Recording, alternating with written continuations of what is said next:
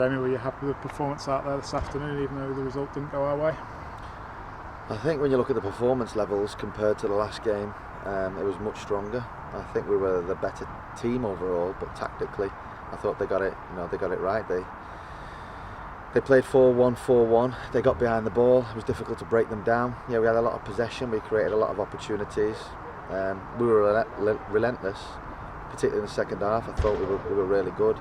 We had that killer instinct, so we weren't ruthless enough again in and around the box, and we very rarely looked like scoring. We had 2 or 3 really strong chances, and on another day it could have been 3 or 4. But credit to them.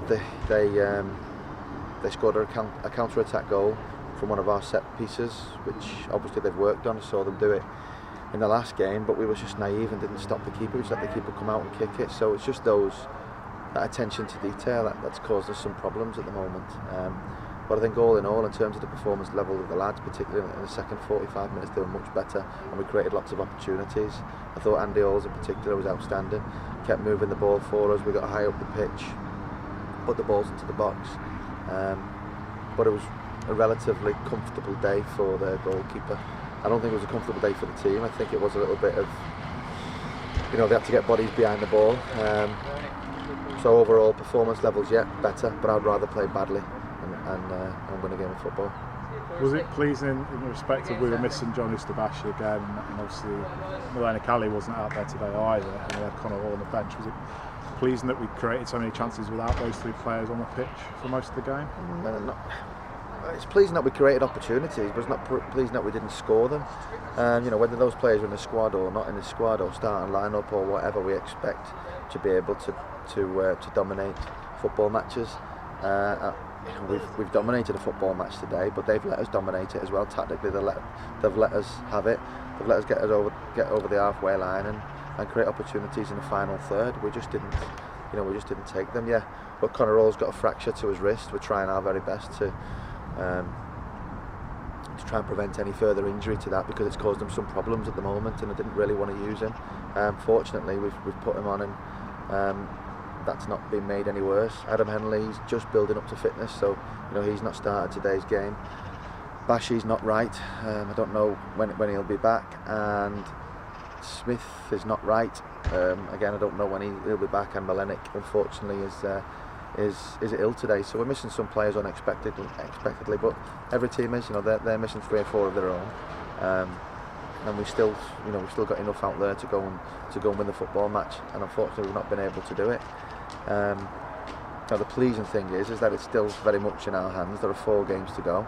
We've got winnable games, but when you look at them on paper, it doesn't always work out like that. With respect to Alfreton, I felt like that was a real winnable home game for us. Today was always going to be tough, but one that we thought we could win. You think you can win every game, but then they do get difficult. We've got Telford arriving next week, and they're up for a fight, followed by Gloucester, and then Gateshead and Spennymoor. So they're all tough games, but the pleasing thing is we've still got a bit of a cushion, and we've got 4 games to put it right. Yeah, the fact that we've got a 5-point advantage still from the teams chasing on those 4 games. The season does now boil down to those 4 games, doesn't it? It does, but it boiled down to the last 5 games from today and the last 6 games last week. So look, we've earned ourselves a few lives, and the lads have been fantastic all through the season. But we can't let games pass us by, and unfortunately the last 2, in some moments of the game, it has passed us by. We've conceded some sucker punch goals that we shouldn't be conceding. And you obviously mind any goal that you concede. You don't want to concede any goals at all. But when a team works hard, or you've got a lad who's bent one into the top corner, and you hold your hands up with the goal that we conceded today. And then, similarly, if you look back to the Alfreton game, they're not good enough. We should not be conceding goals like that.